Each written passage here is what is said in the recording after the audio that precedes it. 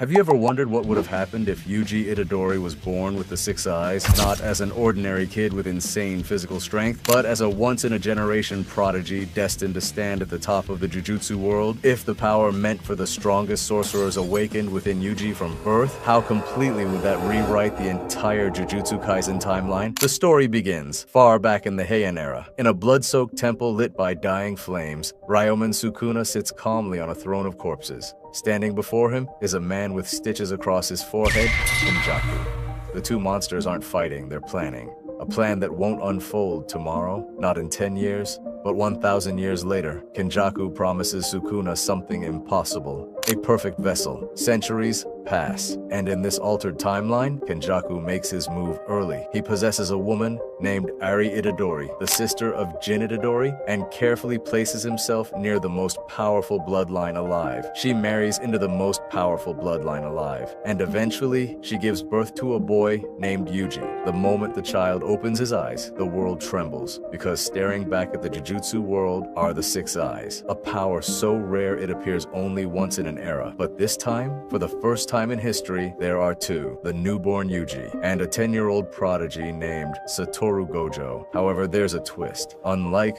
Gojo, Yuji does not inherit infinity, because fate does not allow two wielders of both six eyes and limitless at once. He has the perception, the efficiency, the divine awareness, but not the untouchable barrier. And that imbalance is exactly what Kenjaku wanted. The moment Yuji is born, Kenjaku does something unthinkable. He feeds the newborn child 10 of Sukuna's fingers, not one. 10. And yet, Sukuna does not awaken. Why? Why would Kenjaku risk everything at birth? Why didn't the King of Curses take control instantly? We'll uncover that soon.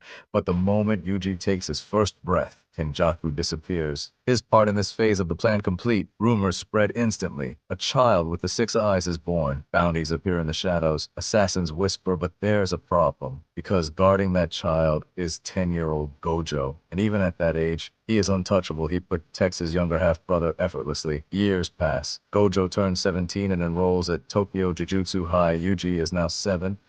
On the surface, he lives like a normal child, but physically, he's terrifying. Faster, stronger, more durable than any kid his age, because deep inside, he is both human and something else, though no one knows it yet. Meanwhile, history moves forward almost unchanged, and the hidden inventory arc unfolds the same way. Riko Armanai is chosen as the star plasma vessel. Toji Fushiguro intervenes. Riko dies. Toji is killed by Gojo, and Suguru Geto begins his descent into darkness. Yuji is still just a child, watching, learning, unaware that he was never meant to live an ordinary life, and this is where the timeline slowly begins to crack. Years pass. Yuji grows. 17 now, calm, sharp, and terrifyingly aware. The jujutsu world no longer whispers his name, they fear it. Just like Satoru Gojo, Yuji becomes an anomaly. Six eyes user without infinity. A prodigy with overwhelming cursed energy, but in perfect control. Around this time, another special grade enters the picture, Yuta Okatsu. When Yuta enrolls at Tokyo Jujutsu High, Yuji stands beside him from day one. Alongside first years like Maki Zen and Panda, the new generation begins to take shape. Then it happens. Suguru Geto makes his move. He comes for Rika. But this time, Yuta isn't alone. When Geto launches his attack, Yuji steps forward. Six eyes activated, he reads every curse flow, every movement, every weakness, and together, Yuji and Yuta overwhelm Geto far faster than in the original timeline. Geto falls, but death was never the end, because soon after, the stitches return. Kenjaku takes Geto's body, just like he always planned, and pause for a second. If you're still watching right now, that means you actually care about insane Jujutsu Kaisen timelines like this. So do me one favor, subscribe.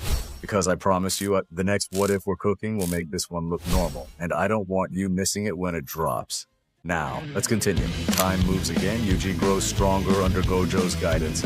Teacher, brother, rival. By this point, Yuji has mastered reverse curse technique. His healing is nearly flawless, but there's one thing he still hasn't achieved, a domain expansion. Why? Because although his cursed energy reserves are monstrous, his control is unstable. Unlike Gojo, he doesn't have infinity to balance his output. He sees everything, but controlling everything? That's different. Soon new students arrive.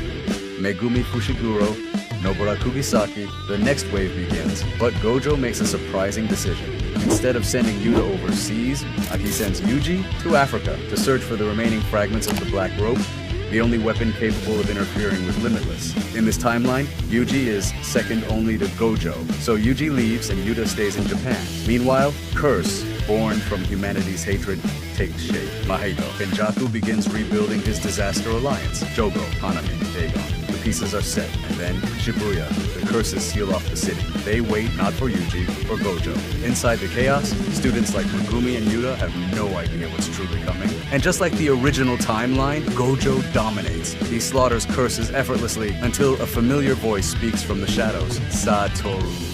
Kenjaku steps forward. The prison realm opens. Satoru Gojo is sealed again. The moment Yuta Okotsu hears that Gojo has been sealed, he doesn't hesitate. He runs straight towards the prison realm's location. No strategy, no delay, just rage. When Yuta arrives, he sees flames still burning across Shibuya. Standing there alone is Jogo. Kenjaku and Mahito have already disappeared. Yuta asks one thing, where are my teammates? Jogo laughs. He underestimates him. That mistake costs him everything. What follows is not a short fight. Jogo is no weak curse.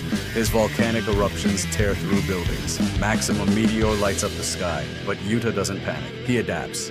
Rika manifests fully. Cursed energy floods the battlefield, and the gap becomes obvious. Jogo is strong, but Yuta is on another level. After a brutal exchange, Yuta exorcises him. One of the disaster curses is gone. Breathing heavily, Yuta walks toward the prison realm. He places his hand on it. He tries to lift it. Nothing. It doesn't move an inch, not even slightly. Gojo remains sealed. Meanwhile, elsewhere in Shibuya, Megumi Fushiguro, Maki Zenin, and Naobito Zenin are trapped inside Dagon's domain. They're overwhelmed. The oceanic Shikigami swarm endlessly. It feels hopeless until suddenly the air shifts. A presence enters the domain, a man with no cursed energy. Toji Fushiguro has been resurrected again. He doesn't speak. He doesn't hesitate. He simply begins slaughtering Dagon. Brute force, pure physical dominance. Within moments, Dagon is exorcised, but Toji isn't done. His eyes land on Megumi, and instinct takes over. Father and son clash, blades collide, shadows surge. For a brief moment, it's not a curse fight, it's something personal. Then Toji remembers Megumi Fushiguro,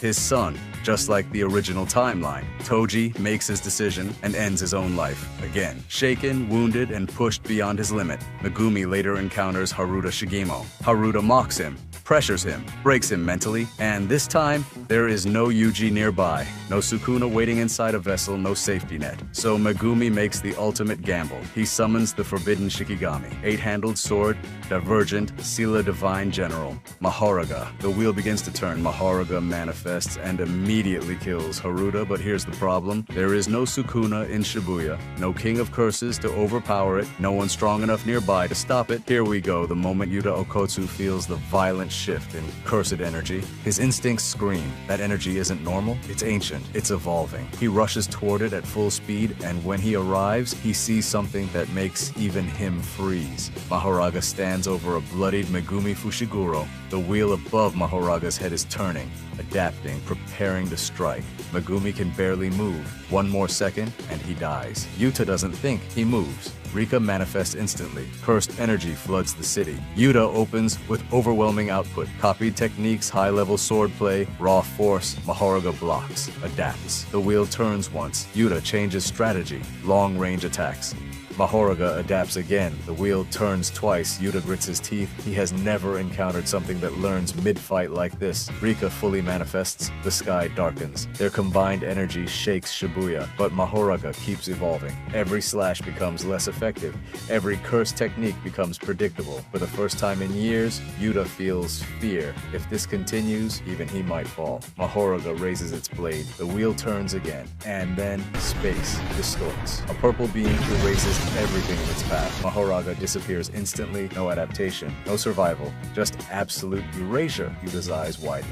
Hollow, purple, his heart skips. Gojo sensei. But when the smoke clears, it isn't Gojo. Through the settling dust, walking calmly, 6 eyes glowing, is Yuji. 17, composed, terrifying. You're late, Yuta says. Yuji smirks. Had to finish something. With Shibuya barely stabilized, the remaining sorcerers regroup. Then the next shockwave hits. The culling game has begun. done. They rush to Master Tengen. Tengen explains everything. Kenjaku's true objective, the merging, the reincarnated sorcerers, the chaos to come. A plan is formed. The team will locate Angel to unseal Gojo. Yuji, he chooses something else. I'll kill Kenjaku.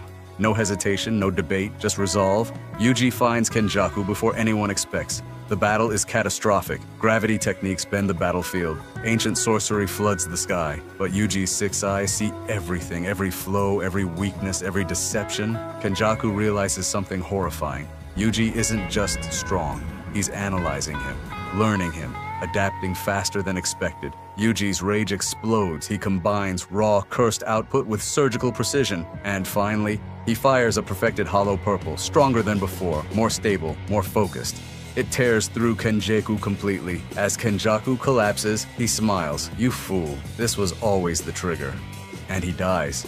For a second, everything is silent. Then, Yuji's body convulses. His cursed energy spikes beyond anything recorded. A roar shakes the heavens. After 1,000 years, Ryumen Sukuna fully awakens. The truth reveals itself. Kenjaku's binding vow. The moment he dies, Sukuna's full power activates. The 10 fingers planted at birth were anchors. Now, with Kenjaku gone, Sukuna consumes the remaining fingers instantly. He knows their locations because Yuji's six eyes showed him. Yuji tries to suppress him, but this time, Sukuna is complete. Control shifts. The King of Curses stands free, in a six eyes body. Sukuna laughs. This is perfection. Meanwhile, Angel succeeds. The prison realm opens. Satoru Gojo steps out. The moment his feet touch the ground, he feels it. Sukuna, but wrong, distorted, familiar.